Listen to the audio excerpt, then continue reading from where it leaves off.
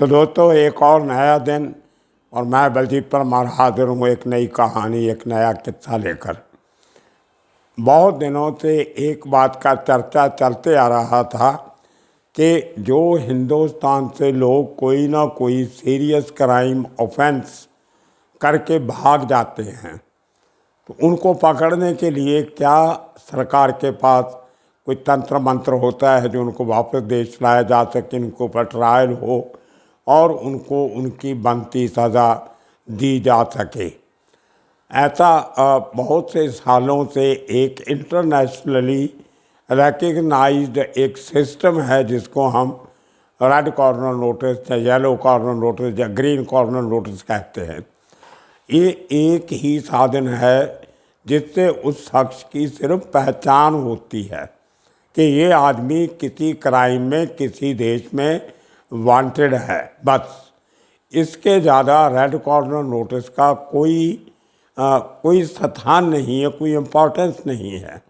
लेकिन हमारे यहाँ लोगों का ध्यान बांटने के लिए, उनको वर्ग लाने के लिए, उनकी भावनाएं जो किसी बड़े क्राइम से बह रही होती हैं उनको रोकने के लिए एक सोचा छोड़ दिया जाता है कि देखो जी, हमने तो उसके खिलाफ रेड कॉर्नर नोटिस इशू कर दिया है।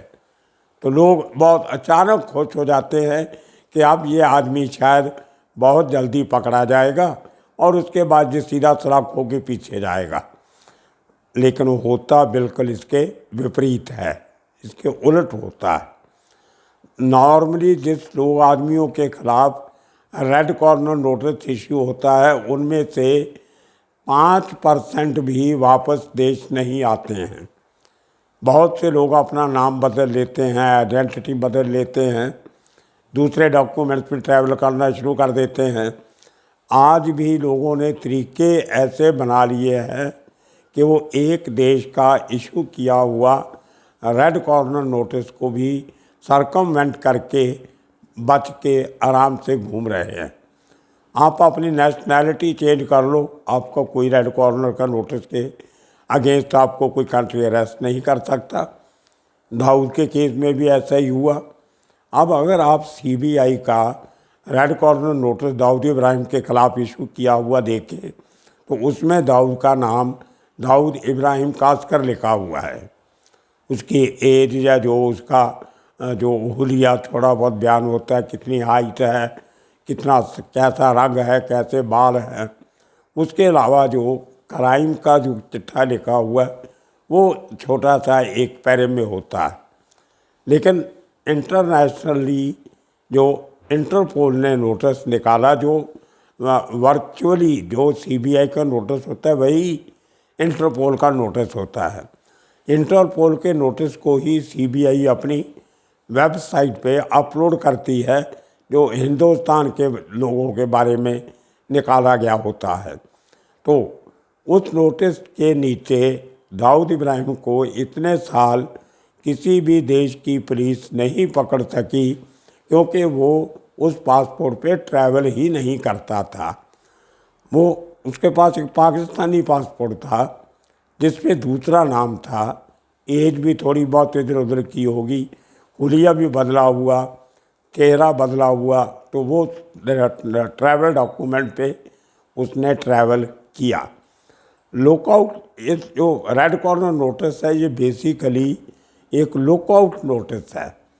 आप जब कहीं किसी एक कंट्री से दूसरे कंट्री में एंटर करते हो तो इमिग्रेशन का जो एक अलर्ट सिस्टम होता है कंप्यूटर पे, उसमें कुछ वांटेड लोगों का अलर्ट आता है। अगर उसी नाम का कोई आदमी किसी भी देश में इमिग्रेशन काउंटर पे खड़ा अपने डॉक्यूमेंट सबमिट कर रहा है तो जिसका कोई नोटिस होगा, रेड हो, ब्लू हो, येलो हो, ग्रीन हो या यूएनओ की वांटेड लिस्ट पे हो, तो उसका नाम फ्लैश होगा। और इमिग्रेशन वालों की आगे ये मर्ज़ी है कि उसको पकड़ें, उसको डिटेन करें, या उसको प्रिवेंशन डिटेंशन में रखें, या उसको कुछ भी नहीं कहे, उसको बोले तू जा भाई, तेरी अब में कोई ज़रूरत नहीं है। क्योंकि एक इंटरनेशनली वांटेड एक्यूज़ को अगर वो देख लेते हैं कंप्यूटर पे कि इसका किस केस में वांटेड है। अगर तो किसी बहुत बड़ी टेरर एक्टिविटी में वांटेड है तो इमीडिएटली डिटेन कर लेते हैं और उसको सरकारी एजेंसियों के हवाले कर देते हैं। फिर वहाँ से उसको वापस लाने की कवायद शुरू होती है। दूसरा, अगर वो देखते हैं कि इसने कोई आपसी रंजिश में कोई इनका मर्डर हुआ है, कोई ये शाखा वो धारा कुछ इस किस्म की है जिसको बाहर कोई ज़्यादा बड़ी अहमियत नहीं दी जाती, तो उसको कुछ नहीं कहते, उसको जाने भी दे देते हैं। क्योंकि पकड़ के उसके लिए 50 कार्रवाइयाँ करनी पड़ेंगी और वो शख्स उस देश के लिए कई बार इम्पॉर्टेंट भी होता है, वहाँ का काफ़ी पैसा उसने इन्वेस्ट किया होता है या कुछ और उसका असर सुख होगा। जैसे बैंकॉक में कितने लोग जिनके खिलाफ रेड कॉर्नर नोटिस निकले थे वो शरेआम अपना हीरो के व्यापार का धंधा करते थे। डायमंड डीलर, डायमंड ब्रोकर, ऐसे 7-8 लोग थे एक ज़माने में बड़े बड़े जिनका रेड कॉर्नर नोटिस निकला हुआ था, लेकिन बड़े आराम से खुले आम वो बैंकॉक में, थाईलैंड में अपना काम धंधा करते थे। दूर जाने की ज़रूरत नहीं है। हमारे देश में बहुत बड़ा एक चर्चा चला था bank fraud. Punjab national bank और दूसरे बड़े बैंकों को चूना लगाने वाले दो आपस में रिश्तेदार भी हैं शायद, वो एक चौकसी भाई मेहुल चौकसी और एक नीरव मोदी। वो भागे देश से अचानक। अब उनके खिलाफ रेड कॉर्नर नोटिस निकाला गया, लेकिन तब तक वो लंदन पहुंच चुके थे, बड़े आराम से रह रहे थे। आज तक उन दोनों लोगों के रेड कॉर्नर नोटिस निकाले हुए 3 साल से ज़्यादा का समय हो गया है, लेकिन वो दोनों आज तक वापस नहीं आ सके।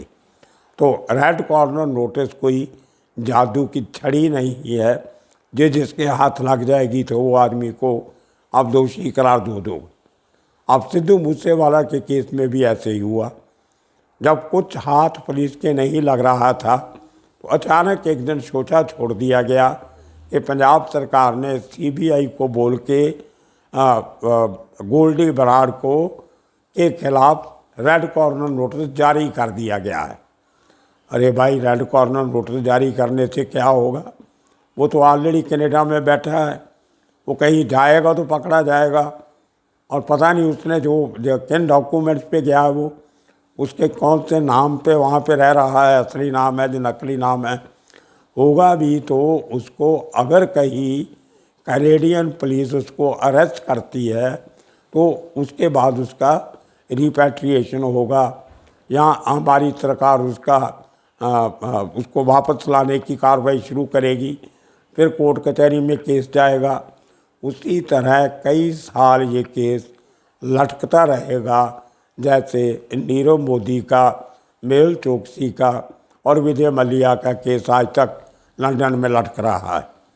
इसी तरह हम कितने केस पहले हार गए लंदन की अदालतों में। इकबाल मिर्ची का केस हारे, नदीम सैफ़ी जो गुलशन कुमार मर्डर केस में वांटेड था उसका केस हम हारे। और उसके बाद कितने ऐसे केसेस हैं जहाँ पे हम लंदन में छुपे हुए गुनाहगारों को वापस देश नहीं ला सके। बाकी कंट्रीज तो छोड़ो जिनको हम रो कंट्री कह देते हैं, लंदन तो एक बड़ा सिस्टमेटिकली रन किए जाने वाला कंट्री है। वहाँ का कानून सख्त है, मशहूर है, लेकिन हर बात वहाँ कानून से होती है। बहुत से केसेस में जहाँ पे हिंदुस्तान की सरकार ने इंग्लैंड की अदालत को उन शख्स के गुनाहों का चिट्ठा दिया तो वहाँ की कोर्ट ने उसको माना ही नहीं कि ये बहुत कमज़ोर केस है आपका। अब और बता दूँ आपको कि इंटरपोल का जो रेड कॉर्नर नोटिस सेक्शन है, वो जो आप रिक्वेस्ट भेजते हो उसको पहले स्टडी करता है, फिर उनकी मर्ज़ी है कि वो आपके भेजे हुए नोटिस को एक्सेप्ट करते हैं या रिजेक्ट करते हैं।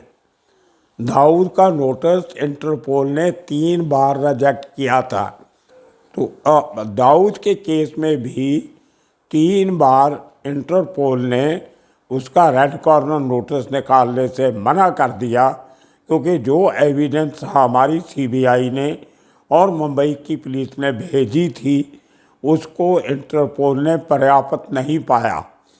बोलते ऐसी जानकारी पे हम इंटरपोल का नोटिस नहीं जारी कर सकते। अब आप देखिए, जिस शख्स ने मुंबई में इतने बड़े बॉम्ब ब्लास्ट करवाने का इल्ज़ाम लगाया जाता है, इतना बड़ा अंडरवर्ल्ड का कितना वो चलाता था, फिल्म इंडस्ट्री में उसका नाम आया, जितनी बैटिंग्स होती है, सट्टा बैंकिंग, क्रिकेट की बैटिंग, इसके ऊपर इतना उसके गैंग का नाम आया। लेकिन इतनी सारी एविडेंस भेजने के बाद भी 3 बार इंटरपोल को ऐसा लगा कि इस पूरी जानकारी में दम नहीं है। उसके बाद फिर आखिरी बार मिस्टर मोहिते, मुझे अभी तक याद है, mister BS Mohite joint commissioner थे क्राइम के, एडिशनल कमिश्नर थे तभी, शायद बाद में जॉइंट कमिश्नर बने, और एक संजय पारांडे जो वहाँ इंस्पेक्टर थे क्राइम ब्रांच में, उन्होंने मिलके फिर एक फाइनल डोजियर बनाया जिसके साथ कुछ ऐसे केसेस की जानकारी दी जिन केसेस में कुछ सज़ा हो चुकी थी या कोर्ट में केस चले थे। उसके बाद फाइनली उस जानकारी जाने के बाद इंटरपोल ने दाऊद इब्राहिम के खिलाफ पहला वो जो रेड कॉर्नर नोटिस था वो निकाला।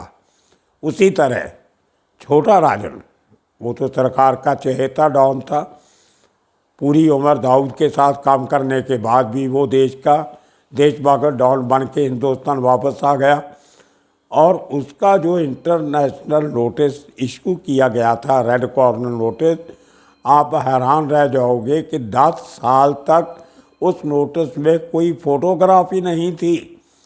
मतलब इतना बड़ा डॉन जो दुबई में घूम रहा है, ऑस्ट्रेलिया में घूम रहा है, थाईलैंड में घूम रहा है, और उसको वापस लाने के लिए हिंदुस्तान सरकार एक जिसको बोलते हैं कार्रवाई पूरी करने के लिए, कागजी कार्रवाई पूरी करने के लिए नोटिस तो निकाल दिया, लेकिन उसका फोटोग्राफ प्रोवाइड नहीं किया। वहाँ पे लिखा होता था नीचे, द फोटोग्राफ नॉट अवेलेबल। अरे भाई, अगर CBI हमारी इसी तरह काम करती रहेगी कि आदमी तो चाहिए लेकिन उस कौन है वो नहीं पता, हमें कैसा दिखाई देता है वो नहीं पता, वो नहीं मालूम, तो ऐसे तो हमारे यहाँ पे घपले होते हैं पकड़े जाने वाले लोगों के। अब आपने निकाल दिया नोटिस गोल्डी बराड़ के खिलाफ।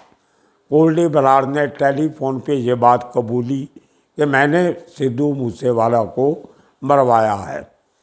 अब इस किस्म की एविडेंस पे नोटिस नहीं निकलता, इसीलिए पंजाब सरकार ने क्या किया, जो उसके खिलाफ 2 पुराने केस थे, एक फरीदकोट में एक कोई मर्डर का केस था, एक दूसरा एक केस था, उन दोनों का रिकॉर्ड पुराना लेके उनके बेस पे उन्होंने कोर्ट से मूव करके, देखिए एक आदमी की क्रिमिनल हिस्ट्री तब बनती है जब वो क्रिमिनल घोषित हो जाता है। उसके खिलाफ केस तो किसी के खिलाफ भी रजिस्टर हो सकता है, लेकिन केस कोर्ट में चलेगा कि नहीं चलेगा ये तो बात की बात है। तो जिन केसेस में एक्यूज के खिलाफ चार्जशीट फाइल हो जाती है, चार्जेस फ्रेम हो जाते हैं और ट्रायल चलनी शुरू हो जाती है, सिर्फ उन्हीं केसेस के में वांटेड लोगों का इंटरपोल का रेड कॉर्नर नोटिस निकाला जा सकता है, हर आदमी का नहीं निकाला जा सकता।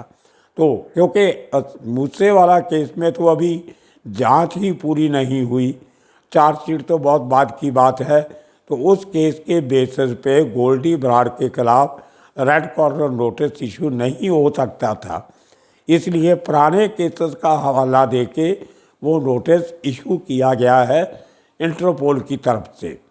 अब कनाडा में है, कनाडा बहुत बड़ा कंट्री है, वो वैंकूवर में है, या टोरंटो में है, या विनीपेग में है, या क्यूबिक में है, कहाँ है उसको ढूंढना पड़ेगा। और कनेडियन पुलिस उसको क्यों ढूंढेगी, उनके पास अपने बहुत काम हैं। और मैं बता दूं आपको वहाँ की पुलिस का हाल भी। मेरे एक मित्र हैं टोरंटो में, बहुत बड़ा मीडिया हाउस चलाते हैं वहाँ से, उनका नाम है कनाडा प्रवासी ग्रुप। उनका एक रेडियो स्टेशन है, न्यूज़पेपर है, अभी टेलीविज़न भी प्रवासी टीवी शुरू किया है, काफ़ी असर रसूख रखने वाला मीडिया ग्रुप है। अभी कल ही उसके जो मालिक एडिटर हैं हरजिंदर सैनी, उनका मुझे एक मैसेज आया, बड़ा इंटरेस्टिंग मैसेज है।